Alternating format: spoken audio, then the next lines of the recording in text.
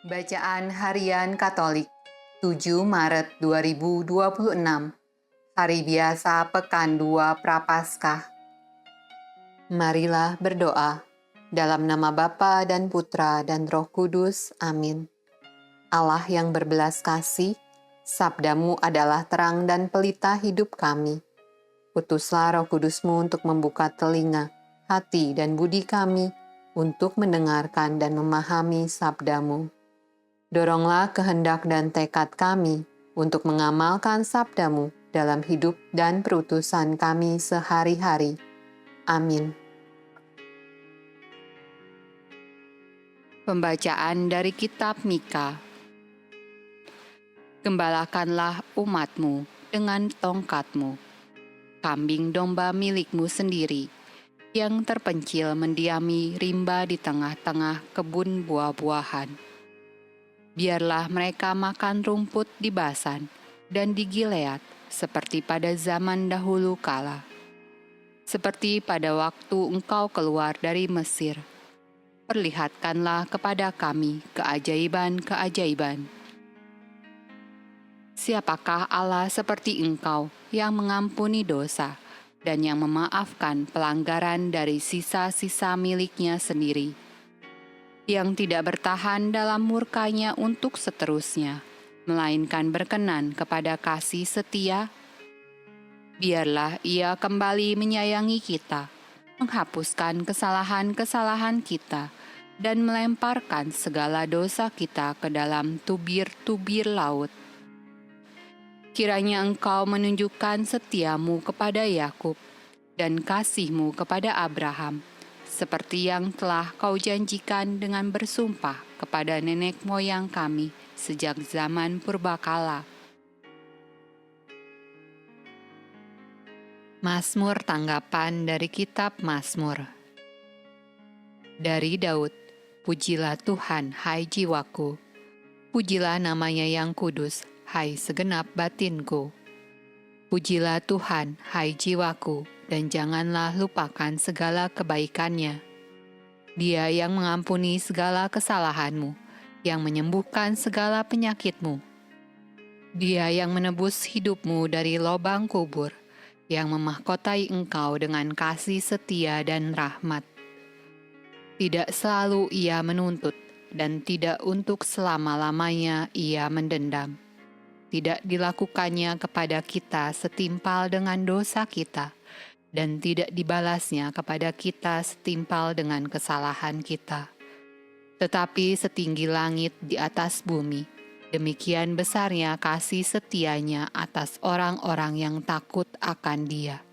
Sejauh timur dari barat, demikian dijauhkannya daripada kita pelanggaran kita. Bacaan dari Injil Lukas. Para pemungut cukai dan orang-orang berdosa biasanya datang kepada Yesus untuk mendengarkan Dia. Maka bersungut-sungutlah orang-orang Farisi dan ahli-ahli Taurat. Katanya, Ia menerima orang-orang berdosa dan makan bersama-sama dengan mereka. Lalu Ia mengatakan perumpamaan ini kepada mereka. Yesus berkata lagi, ada seorang mempunyai 2 anak laki-laki. Katanya yang bungsu kepada ayahnya, Bapa, berikanlah kepadaku bagian harta milik kita yang menjadi hakku. Lalu ayahnya membagi-bagikan harta kekayaan itu di antara mereka. Beberapa hari kemudian anak bungsu itu menjual seluruh bagiannya itu lalu pergi ke negeri yang jauh. Di sana ia memboroskan harta miliknya itu dengan hidup berfoya-foya. Setelah dihabiskannya semuanya, timbullah bencana kelaparan di dalam negeri itu dan ia pun mulai melarat. Lalu ia pergi dan bekerja pada seorang majikan di negeri itu. Orang itu menyuruhnya ke ladang untuk menjaga babinya. Lalu ia ingin mengisi perutnya dengan ampas yang menjadi makanan babi itu, tetapi tidak seorang pun yang memberikannya kepadanya. Lalu ia menyadari keadaannya.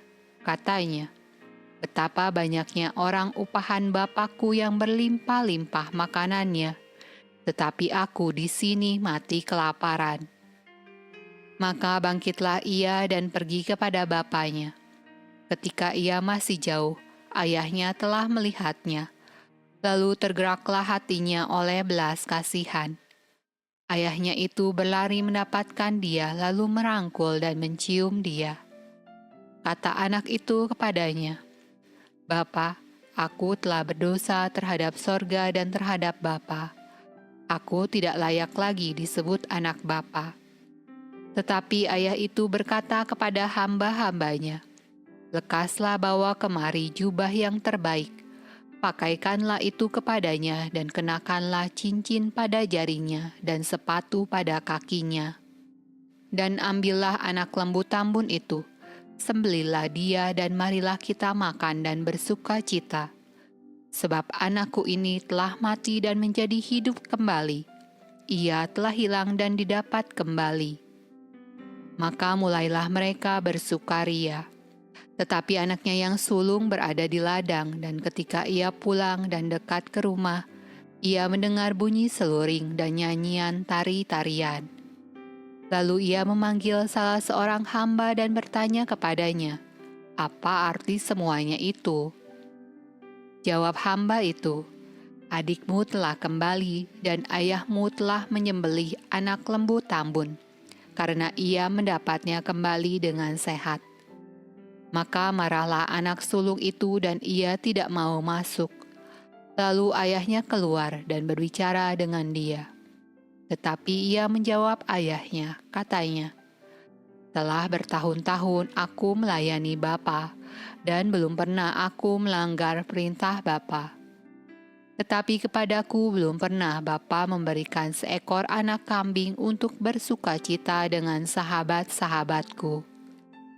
Tetapi baru saja datang anak bapa yang telah memboroskan harta kekayaan bapa bersama-sama dengan pelacur-pelacur. Maka bapa menyembelih anak lembu tambun itu untuk dia." Kata ayahnya kepadanya, "Anakku, engkau selalu bersama-sama dengan aku, dan segala kepunyaanku adalah kepunyaanmu.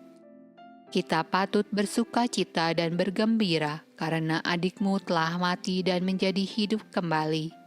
Ia telah hilang dan didapat kembali."